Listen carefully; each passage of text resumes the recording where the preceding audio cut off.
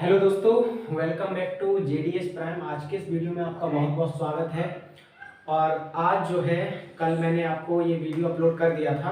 आज जो अपलोड करूंगा वीडियो, ये जो वीडियो बना रहा हूँ, मेन मकसद ये रहेगा कि आज मेंसुरेशन के मैं जितने भी फॉर्मूले वगैरह हैं, इसीलिए मैंने लिखा था ऑल फॉर्मूला ऑफ मेंसुरेशन, आज सारा कंप्लीट कर दूंगा।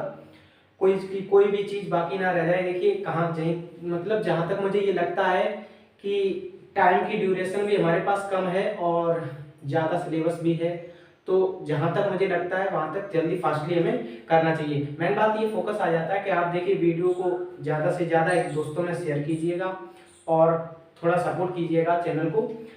बाकी चीज़ जो मैंने कल आपको बताया था वीडियो में, हम कहाँ पर पहुँच चुके थे, सर्कल पर। सर्कल के बाद अब आता है हमारा पेरी सर्कल। देखिए मेन चीज ये हो जाती है कि सर्कल में मैंने आपको दो चीजें बताई थी। बताने के लिए मैं ये भी बता सकता था, इसमें आपका जो चाप लगता है, चाप का क्षेत्रफल, लेकिन वो चीज आनी नहीं है भाई। भाई आप वीडियो को या ज्यादा अच्छे चैनल को क्यों देखते हो? इसीलिए देखते हो कि जो मैं पढ़ूं वो जहां तक है 90% फंस जाए, कोई किसी चीज की आपको दिक्कत ना आए। तो वही चीज मैंने आपको बताया, केवल और केवल पोस्ट कार्ड के अकॉर्डिंग ही मैं पढ़ा रहा हूँ, ना कि आरआर एनटीपीसी वगैरह है, रेलवे सीजीएल कुछ नहीं चल रहा है भाई। एसएससी में तो घुस भी नहीं रहा हूँ बिल्कुल, ये तो प्रॉपर्टी भी नहीं है एसएससी, ये तो भाई बच्चों वाली चीजें हैं। तो मैंने आपको पढ़ा दिया था सर्कल। सर्कल में मैंने आपको बताया था, बाद बाकी अगर मैं रिवीजन करवाना चाहूँ तो करवा सकता हूँ। देखिए रिवीजन के लिए अगर आप आते हैं, सबसे पहले हमारा आता है रेक्टेंगल, आयत। आयत का क्षेत्रफल क्या होता है? एल इंटू बी, यानी कि लंबाई गुणा चौड़ाई। नेक्स्ट आता है हमारा आयत का परिमाप। आयत का परिमाप क्या होता है? 2l प्लस बी, यानी कि 2 लंबाई और 2 चौड़ाई हो जाती है हमारी। नेक्स्ट अगर हम आगे बढ़े तो वर्ग आ जाता है। अब सॉरी, आयत का अगर आप देखें तो आयत का विकर्ण और आता है, जिसमें root L square plus B square और आ जाता है। ठीक है, नेक्स्ट अगर हम बढ़ते हैं तो नेक्स्ट हमारा आता है वर्ग। वर्ग में मैंने आपको क्या बताया था? वर्ग का क्षेत्रफल क्या होता है? ए स्क्वायर, यानी कि भुजा स्क्वायर। वर्ग का परिमाप क्या होता है? 4, मतलब 4 इंटू भुजा या 4a कह सकते हैं आप। और वर्ग का विकर्ण क्या मैंने आपको बताया था? a रूट 2, यानी कि भुजा रूट 2। नेक्स्ट आगे बढ़ते हैं हमने आपको इसका सर्किल का, यानी कि वृत्त का क्षेत्रफल क्या बताया था? वृत्त का क्षेत्रफल, एरिया क्या बताया था मैंने आपको? वृत्त का एरिया, सॉरी मार्कर चेंज कर लेते हैं। वृत्त का एरिया मैंने आपको बताया था पाई आर स्क्वायर। ठीक है, और वृत्त की जो परिधि होती है, देखिए परिधि से ही हम पता लगा सकते हैं कि चक्रों द्वारा कितने चक्रों में हम कितनी दूरी तय कर सकते हैं। तो परिधि हमारी क्या होती है? 2 पाई आर। और आप जितने भी आपको चक्कर बोले जाए, उसका इसी में आप मल्टीप्लाई, चक्रों की संख्या आप इसमें लिखकर तो आप उसमें दूरी निकाल सकते हैं। ठीक है, पहिए द्वारा चलेगी दूरी निकाल सकते हैं। नेक्स्ट हमारा आता है अर्धवृत्त। देखिए अर्धवृत्त में क्या हो जाता है? अर्धवृत्त में हमारा ये बनता है ये, तो इसका तो क्षेत्रफल आपका आधा हो जाएगा, यानी कि इसका जो क्षेत्रफल आपका होगा वो आधा हो जाएगा, यानी कि पाई आर हो जाएगा। लेकिन ये जो होता है ये और बढ़ जाता है, क्योंकि अगर आप इसकी परिमिति जानेंगे तो यहाँ से यहाँ तक की, ये अगर आप 2 पाई आर, ये हमारी परिमिति होती है। सॉरी, आज मार्कर भी थोड़ा डाउन चल रहा है। जो परिमिति होती है वो मैंने आपको बताया था, एक जगह से चलेगी पूरी दूरी और वहीं पर आपको लौट कर आना है, उसे कहते हैं परिमिति। परिमिति में आपको क्या जानना है? ये तो देखिए पूरे वृत्त की परिमिति हमारी क्या होती है? परिधि क्या होती है? 2 पाई आर। और अगर आधा वृत्त लें तो बटे 2 कर देते हैं, यानी कि पाई आर हमारा बच जाता है। ठीक है, नेक्स्ट अगर हम ये देखें तो हमारी ये जो पाई आर परिधि बची हुई है, ये केवल इतने की है, इतने की, यहाँ तक की। ये जो लाइन हो जाती है, ये हमारा जब हम परिधि की बात करते हैं तो एक जगह से लगकर पूरा चक्कर लगाते हैं, तब परिधि पूरी मानी जाती है। तो अगर हम यहाँ से अगर इसे बिंदु माने, यहाँ से यहाँ तक की दूरी r हो गई और यहाँ से यहाँ तक की दूरी r हो गई, इसी को बोलते हैं हम वृत्त का व्यास। वृत्त का व्यास क्या होता है? वृत्त का व्यास त्रिज्या का दोगुना होता है, हमेशा याद रखना, या त्रिज्या व्यास की आधी होती है। दोनों चीजें हो जाती है, व्यास त्रिज्या का दोगुना होता है या त्रिज्या व्यास की आधी होती है। तो ये हमारा 2r और जुड़ जाएगा, तो इसका अर्धवृत्त का जो व्यास होता है, वो परिमिति होती है, परिधि होती है, वो होती है पाई आर प्लस 2r। ठीक है ना, ये चीज हमारी परिधि होगी। आगे वृत्त का अगर हम क्षेत्रफल देखें तो अर्धवृत्त का क्षेत्रफल हमारा आ जाएगा। देखिए पूरे वृत्त का हमारा क्षेत्रफल क्या होता है? पाई आर स्क्वायर। ठीक है, नेक्स्ट अगर हम बात करें तो पाई आर स्क्वायर और आधे वृत्त का क्या हो जाएगा? 1/2 पाई आर स्क्वायर। ये हमारा हो गया अर्धवृत्त का क्षेत्रफल। ठीक है, आगे बढ़ते हैं, आगे हम बात करते हैं त्रिभुज की। देखिए ट्राइंगल में क्या हो जाता है, ट्राइंगल में दो चीजें, हीरोज फॉर्मूला जो होता है वो बहुत ही ज्यादा इंपॉर्टेंट होता है ट्राइंगल में। किसी भी देखिए हीरोज फॉर्मूला आप इसमें लगा सकते हैं। सबसे पहले जब ये वाला जो हमारा होता है, ये वाला त्रिभुज बनता है, ये वाला, इसमें ए बी सी ये तीनों भुजाएं अलग अलग होती हैं, तब हम बनाते हैं ट्रायंगल। देखिए सबसे पहले हमें क्या करना पड़ता है, इन तीनों का परिमाप निकालना पड़ता है। तो परिमाप आप कैसे निकालते हैं, a प्लस बी प्लस सी, ये हो गया हमारा परिमाप, और बटे 2 कर देंगे, यानी कि अर्ध परिमाप को ये s के बराबर, यानी सेमी पेरीमीटर ये s के बराबर होता है। इसी से बनता है हमारा हीरोज फार्मूला। हीरोज फार्मूला क्या होता है हमारा, अंडर रूट में हमारा हो जाएगा s into S minus A into S minus B into S minus C. ये हमारा होता है हीरोज फार्मूला, जो कि आप कहीं पर भी लगा सकते हैं, आपका आंसर एकदम करेक्ट आ जाएगा। नेक्स्ट, अगर हम यहाँ पर बात ना करें भाई, इसकी फॉर्मूले की बात, पहले आप पेरीमीटर निकालोगे, फिर से आधा करोगे, फिर से ये ना करके आप अगर इसी ट्रायंगल को बीच से अगर आप यहाँ से ये हाइट निकाल लेते हैं, तो हाइट कैसे निकल जाएगी भाई, ये समकोण त्रिभुज बन गया, समकोण त्रिभुज। और समकोण त्रिभुज में आप जानते हैं कि पाइथागोरस प्रमेय लगा के आप ये वाली ऊंचाई जो है निकाल सकते हैं, क्योंकि ये आपको पता है, ये पता है आपको, इसकी ऊंचाई निकालनी है। तो इसका फॉर्मूला हमारा हो जाता है 1/2 आधार इंटू ऊंचाई, आधार गुणा ऊंचाई। ये भी हमारे त्रिभुज का फॉर्मूला है। किसी भी फॉर्मूले से आप कर सकते हैं। मेन ये रहता है कि आप कितना शॉर्ट बना सकते हैं चीजों को। जितना आप शॉर्ट करेंगे टाइम उतना कम लगेगा, और टाइम कम लगेगा तो आप उतनी स्पीड से आगे क्वेश्चन और सॉल्व कर पाएंगे। तो ये चीज हमारी कंप्लीट हो गई। अब हम बात करते हैं आपको 3D पर, ठीक है। या मैं आप कमेंट में बता दीजिए। वैसे मेरा यही मकसद था कि सभी फॉर्मूले आपको कंप्लीट करा के उसके बाद ही क्वेश्चन करवाएं, इसलिए ही इस वीडियो में आपके लिए सारी चीजें आज कंप्लीट करा दी जाएंगी। ये हमारा त्रिभुज सबसे पहले आयत हो गया, वर्ग हो गया, और उसके बाद आपका सर्किल हो गया, सर्किल के बाद वो सेमी सर्किल हो गया। उसके बाद अगर हम बात करें तो आपका ट्रायंगल हो गया। ट्रायंगल दो ही फॉर्मूले से, इससे आगे बढ़ेगा ही नहीं। 1/2 आधार गुणा ऊंचाई याद कर लेना, इससे आगे नहीं जाएगा, ठीक है। बाद बाकी चीजें जब हम क्वेश्चन कराएंगे तो साथ ही साथ चीजें एकदम डेवलप होगी। देखिए जितना ज्यादा प्रैक्टिस करेंगे फॉर्मूले, अगर आप चाहेंगे रट लें, नहीं रट पाएंगे, कोई भी कीमत नहीं रट लें। आज रटेंगे कल भूल जाएंगे, ठीक है। क्वेश्चन जितना सॉल्व करेंगे अपने आप फॉर्मूले याद हो जाते हैं, ठीक है। तो हम बात करते हैं 3D पर। 3D में सबसे पहले आता है हमारा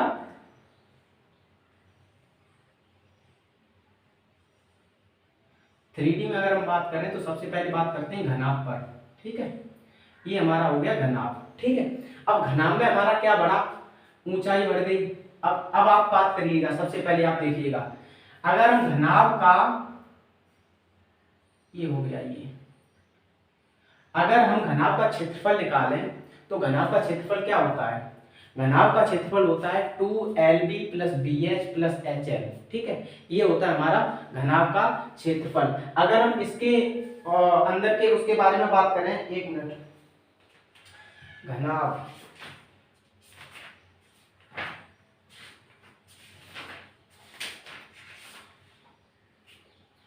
घनाभ का आयतन, ठीक है। घनाभ का आयतन के बारे में बात करें तो घनाभ का आयतन क्या होता है, घनाभ का आयतन,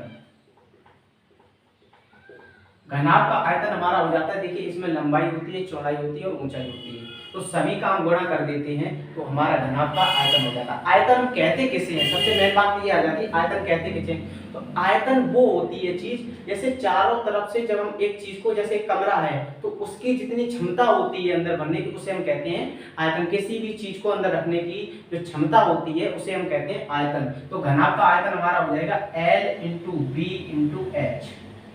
ये तो हो गया हमारा घनाभ का आयतन। अब घनाभ का अगर हम विकर्ण निकालें तो वही फॉर्मूला हो जाएगा। अगर हम घनाभ का विकर्ण निकालते हैं तो अंडर रूट में L² into B² into H², ये चीजें आ गई, ठीक है। घनाभ का आपका विकर्ण आ गया, L² प्लस हो जाएगा यहाँ पर, ठीक है, L² plus B² plus H²। अगर हम घनाभ के क्षेत्रफल की बात करें, संपूर्ण पृष्ठ के क्षेत्रफल की बात करें तो क्षेत्रफल हमारा होता है 2LB BH प्लस HL, ठीक है, कंप्लीट हो गई। अब नेक्स्ट हम बात करते हैं, क्योंकि ये चीज सारी हमारी कंप्लीट होगी, अब हम बात करते हैं घन की। घन में हम क्या करेंगे, सबसे पहले ये हो गया हमारा घन। घन में सभी भुजाएं आपकी, मैंने बताया था जो वर्ग होता है उसी से घन बनता है, सभी भुजाएं आपकी बराबर होती हैं घन में। ठीक है, तो ये सभी भुजाएं अगर हम ए सभी को ए माने तो हमारा घन घन का जो आयतन होगा, घन का आयतन जो होगा हमारा आयतन, तो घन का आयतन क्या हो जाएगा, ए क्यू, क्योंकि ए गुणा ए क्यू ही तो होता है भैया। ठीक है, और घन का अगर हम वो निकालें, घन का विकर्ण निकालें, विकर्ण, तो अगर नीचे दिखाई नहीं दे रहा हो तो मैं ऊपर लिख दे रहा हूं यहाँ पर, एक मिनट, ये आपने लिख लिया तो कोई दिक्कत नहीं, वीडियो पॉज करके लिख लेना सारी चीजें। घन का जो विकर्ण होता है, घन का विकर्ण, तो वो हो जाता है हमारा a√3। ठीक है, घन का विकर्ण हमारा क्या हो जाएगा, a√3, और घन का जो आयतन होता है वो हमारा a³ होता है। नेक्स्ट अगर हम घन का क्षेत्रफल देखें, क्षेत्रफल, तो हमारा हो जाता है 6a²। ओके, ये हमारा घन पर पहुंच गया। अब हम बात करते हैं आपसे किस पे बात करें, बेलन पर। ठीक है, अब बात करिए, देखिए घनाभ हो गया, घन हो गया, अब बात करते हैं बेलन पर। जो कुछ भी फॉर्मूले आपको समझ में ना आए, देखिए इस फॉर्मूले से कुछ नहीं, जब क्वेश्चन हम कराएंगे सारी चीजें अभी आपको बता दे रहे हैं कि हाँ ये चीजें होती हैं, क्वेश्चन कराएंगे एकदम सामने एकदम क्लियर होता चला जाएगा। अगर हम बात करें आपको बेलन पर, ये हमारा हो गया बेलन, बेलन। ठीक है, ये हमारी हाइट हो गई, और ये जो हो गए इसे हम बोलते हैं त्रिज्या r। ठीक है, अगर बेलन का हम वक्र पृष्ठ देखें, सबसे पहले बेलन का वक्र पृष्ठ देखें, तो सबसे अगर हम बात करें बेलन के आयतन की, बेलन का आयतन, बेलन का आयतन क्या होता है, πr²h, πr²h। ठीक है, अब बेलन के वक्र पृष्ठ की बात करें, सबसे पहले बेलन के वक्र पृष्ठ का क्षेत्रफल, अगर हम वक्र पृष्ठ क्या होता है, इसे और इसे छोड़ दो, उसके बाद जो हमारा ये वाली चीज होती है, जो बाहर वाली चीज, जैसे कोई भी आपका डब्बा मान लीजिए, बेलन मान लीजिए, तो ऊपर वाली चीज नीचे वाली चीज वो छोड़ दिए, वक्र पृष्ठ जो सामने आमने सामने दिखाई दे रहा है उसे हम कहते हैं वक्र पृष्ठ। तो बेलन के वक्र पृष्ठ का क्षेत्रफल क्या होता है, वक्र पृष्ठ का क्षेत्रफल, वक्र पृष्ठ का क्षेत्रफल आपका हो जाएगा 2πrh, शायद बेलन का वक्र पृष्ठ का क्षेत्रफल होता है 2πrh। ठीक है, और अगर हम बात करें संपूर्ण पृष्ठ की, तो देखिए ये तो 2πrh आपका हो गया, लेकिन अगर हम संपूर्ण पृष्ठ की बात करते हैं तो इसका क्षेत्रफल हमारा होता है πr²। इसका क्षेत्रफल क्या होता है हमारा πr², क्योंकि ये भी तो एक भाई सर्किल ही तो है, एक वृत्त ही तो बन रहा है, एक ये वृत्त बन रहा है, एक ये वृत्त बन रहा है, तो हमारे 2πr² हो गए और 2πrh ये हो गया हमारा। तो संपूर्ण पृष्ठ का हमारा क्षेत्रफल क्या बन जाता है, संपूर्ण पृष्ठ का क्षेत्रफल हमारा क्या बन जाएगा, यहाँ पर सबसे पहले πr²,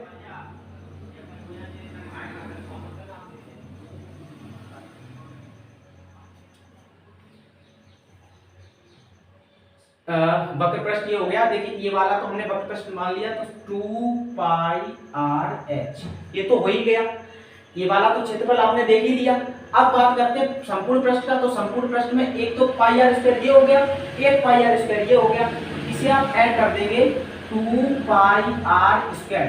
अब देखिए, अब आपको दोनों चीजें कॉमन लेनी है, तो सबसे पहले कॉमन क्या मिल रहा है, एक तो 2πr यहाँ पर मिल रहा है, एक 2πr यहाँ पर मिल रहा है, तो 2πr आप कॉमन ले लेंगे, यहाँ पर तो r निकल आई, तो यहाँ पर h बचा, और यहाँ पर एक r बाहर चला गया, तो एक r ये बचा। तो हमारे संपूर्ण पृष्ठ का जो क्षेत्रफल होता है वो होता है 2πr × h + r। ये तो हो गया हमारे संपूर्ण पृष्ठ का क्षेत्रफल। ठीक है, बेलन की बात कर लीजिए, हमारी बेलन की बात है। सबसे पहले बेलन का आयतन होता है πr²h, उसके बाद बेलन का वक्र पृष्ठ होता है हमारा 2πrh, और बेलन का संपूर्ण पृष्ठ होता है हमारा 2πr × h + r। अब हम बात करते हैं हम अपने शंकु पर।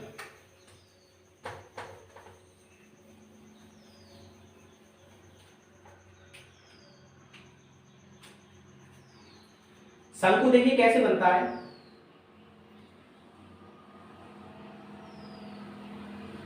ये हमारा हो गया शंकु। ठीक है, ये शंकु हो गया, इसमें ऊंचाई हमारी हो गई h। अगर हम h ऊंचाई लें तो शंकु का जो हमारा शंकु का आयतन या शंकु का अगर हम आयतन की बात करें तो शंकु का आयतन क्या हो जाएगा, शंकु का आयतन क्या हो जाएगा, शंकु का आयतन। अब देखिए सबसे बढ़िया चीज हमने अभी अभी बेलन पढ़ा, ये हमारा बेलन हो गया। अगर हम यहाँ से ये और यहाँ से ये अगर हम बांट दें तो शंकु बन गया।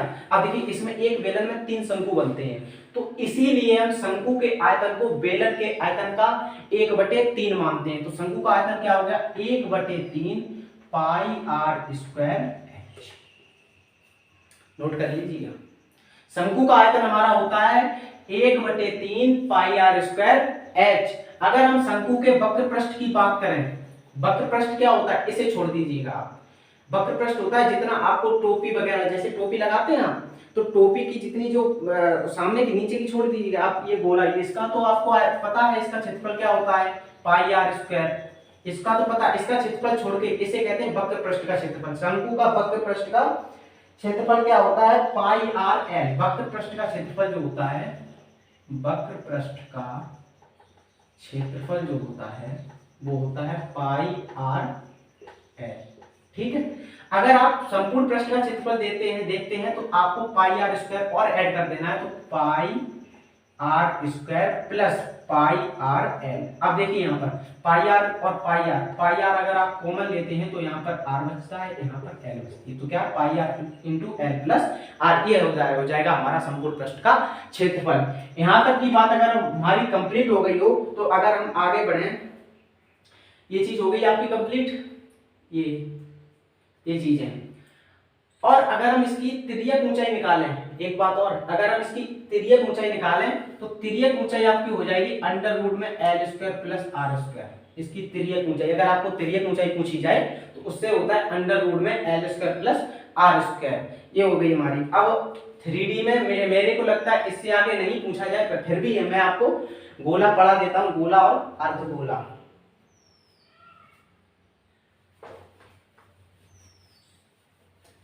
ठीक है, ये चीजें आपकी कंप्लीट होती जा रही हैं। सबसे पहले अगर हम गोला बनाएं तो ये सारी चीज एकदम अंदर ठोस होती है।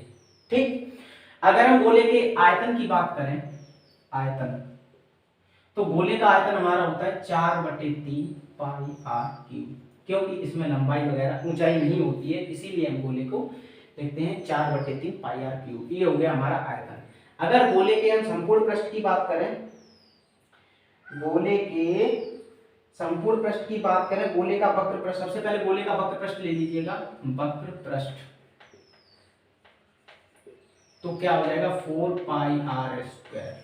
ये हो गया हमारा गोले का वक्र पृष्ठ। ठीक है, यही चीज होती है। अब हम अर्धगोले की बात करते हैं, तो अर्धगोले का आयतन क्या होता है, इसी का आधा कर दो। अर्धगोले में इसका अगर आप आधा करोगे तो अर्धगोले का आयतन हो जाएगा ऐसे।